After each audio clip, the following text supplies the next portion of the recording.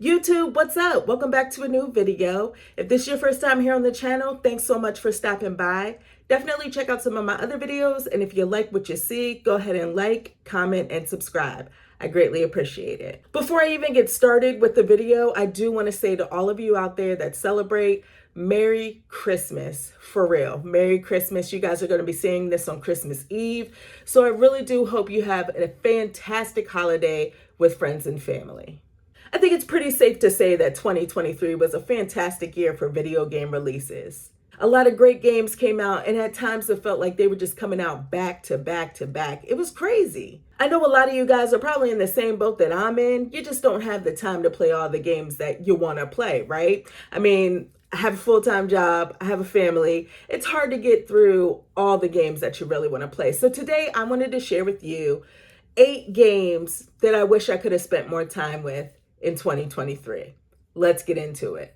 So first game up here is Dead Island 2. Now, I'm not even going to front, guys. I enjoyed the time that I spent with Dead Island 2. I put almost like 20 hours into it, and I was having a blast. From what I played, the game was hilarious. It was gory, and just like the combat was super fun, and the impact, like it's almost like you could feel the impact of when you were like, you know, swinging your weapon and making contact with the zombie.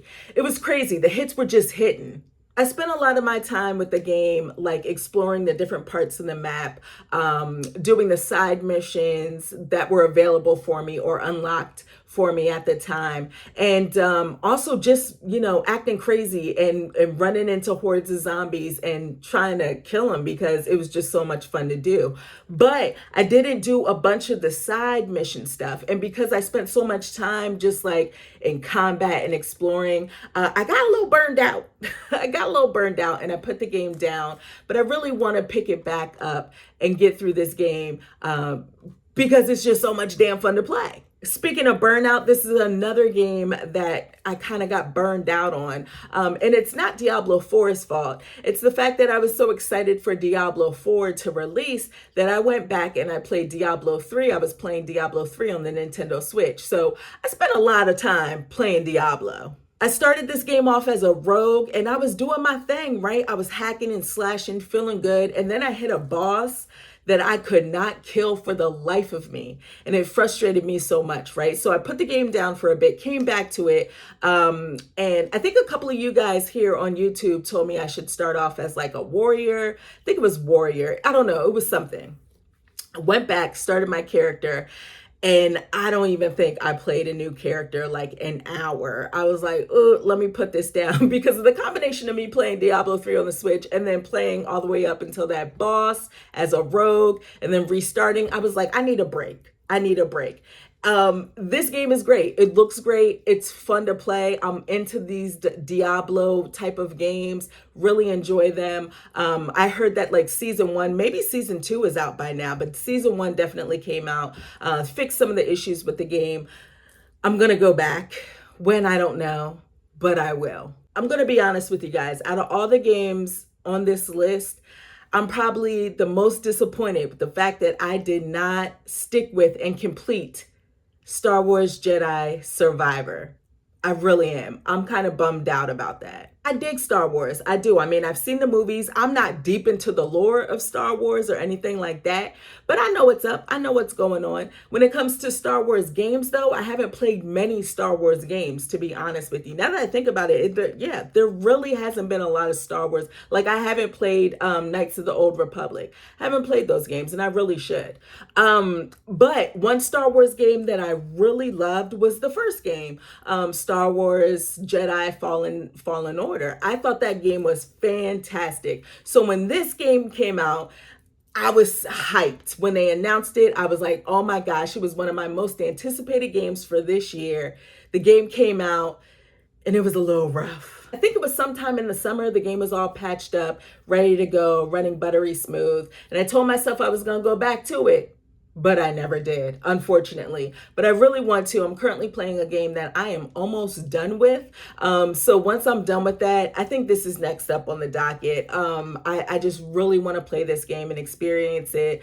Like I said, absolutely love the first one. So I do not see why I won't enjoy this one. Assassin's Creed Mirage. I totally got sidetracked with this game. It came out in the fall. So many other games were coming out, and I put about 5 hours into this. I even streamed this a couple of times, and I stopped playing it. I know some people might not be fond of Assassin's Creed Mirage because they feel like it's super basic and it takes a step back. And while all of that is true, I enjoyed the time that I spent with Assassin's Creed Mirage. I truly did. I thought that the step back, when you compare Assassin's Creed Mirage to like Assassin's Creed Valhalla, and I've said this before here on the channel, I got so overwhelmed with Valhalla. One of these days I'll go back and try to conquer that mountain, right?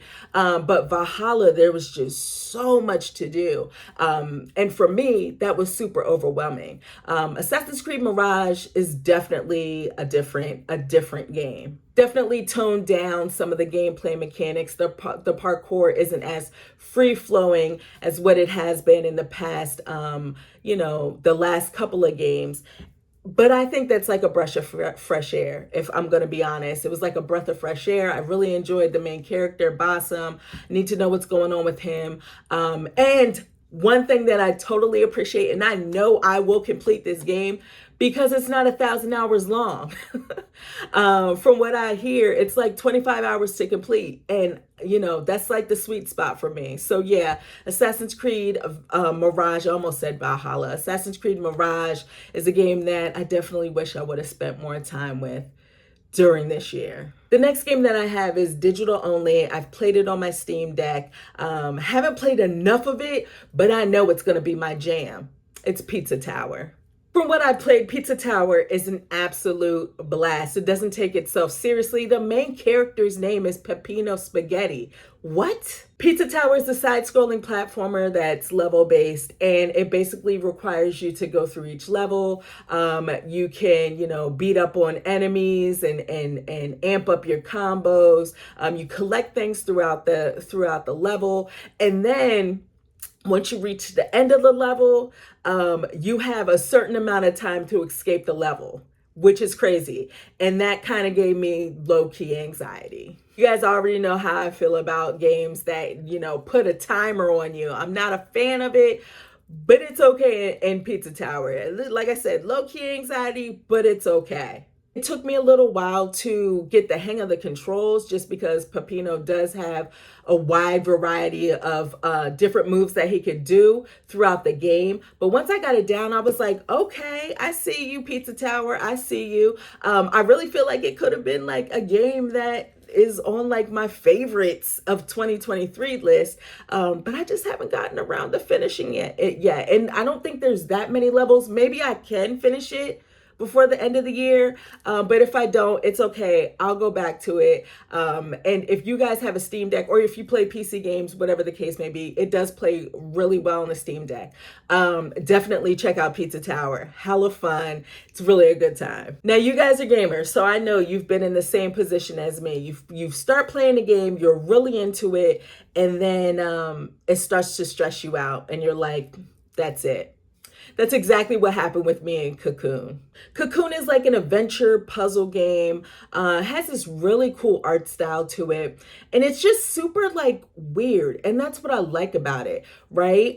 It doesn't hold your hand at all. It tells you absolutely nothing. You just gotta have to figure it out. And I like that in video games, but I'm not gonna front. I get frustrated. I heard some people were absolutely loving it at the time of release, and thankfully it was on Game Pass, so I checked it out on my Xbox Series X, and I played like about 2 or 3 hours of it, and I got stuck on a puzzle. And it just frustrated me, and I was at my wit's end. I was like, I'm done. The thing with Cocoon is like the puzzles, I don't know how to necessarily explain it. Plants this little bug thing. There's no combat or anything in the game. Well, there's really no combat in the game like that, right? It's mostly just like puzzles. You're supposed to figure everything out on your own. But it's like taking worlds and going inside of worlds, if that makes any sense. Like worlds nestled inside of other worlds. You can carry around these spheres, which are basically worlds, and you nestle them into, you take them into, it's a lot. And I might have to just go and look at a walkthrough and try to get through that particular puzzle, or maybe I'll just start it over again, because at this point I don't even remember what's going on. And that game isn't one where I feel like you could just pick it up, where you've left off after several months. Because there's no way if I didn't know what was going on then, there ain't no way I'm gonna know what's going on right now. But yeah, Cocoon. Wish I spent more time with it this year. Unfortunately, I didn't, but I definitely will see it through. Fae Farm. I thought I was going to be all over this one. I really did. I was in the mood for a nice little cozy game at the time that this was released. And I started playing it. I think I streamed it a couple of times. And I don't even know. I have no excuse. There's no excuse. I just stopped playing it. I really want to get back into it. It looks dope. I love the art style. Even though it's a little off-putting at first, I love the art style. And I love all the cozy mechanics that are, I just love how this game respects your time. As a cozy game, it knows what's up. It respects your time. And I love that. I also appreciate the fact that this is a little bit more story driven than any other type of farming sim that we usually come across. So that's good too. Recently, I also think that some DLC dropped for the game as well, and people seem to be enjoying that. So Fae Farm, I have not forgotten about you at all. I got you. I'm coming back. I'm coming back. If I could stop playing Disney Dreamlight Valley, that'll be great. I can't stop playing it. But yeah, that's probably the reason why I stopped playing this, because I got all into Disney Dreamlight Valley. Last game here is a bummer. Really is. Because again, I feel like this could have been one of my favorite games of 2023. Could have made that list. It's Octopath Traveler 2. Okay, I didn't spend much time with Octopath Traveler, and that's no shade to Octopath Traveler, right? It was all me. It's not you, it's me. It probably just wasn't the time for me to play that game. My mind wasn't in it because for some reason it wasn't clicking for me. This came out and I got it. I was like, okay, this is cool, right? I don't think I got all 8 characters. I might have gotten 6 or 7 of them. But I was deep into it. I was invested. A couple of them I got to chapter 2. Chapter 2 or 3. I can't remember. I'm going to have to start this game over again. But I enjoyed it a lot. The music was phenomenal. Great music. The story, the character development, the stories and how they just intertwine.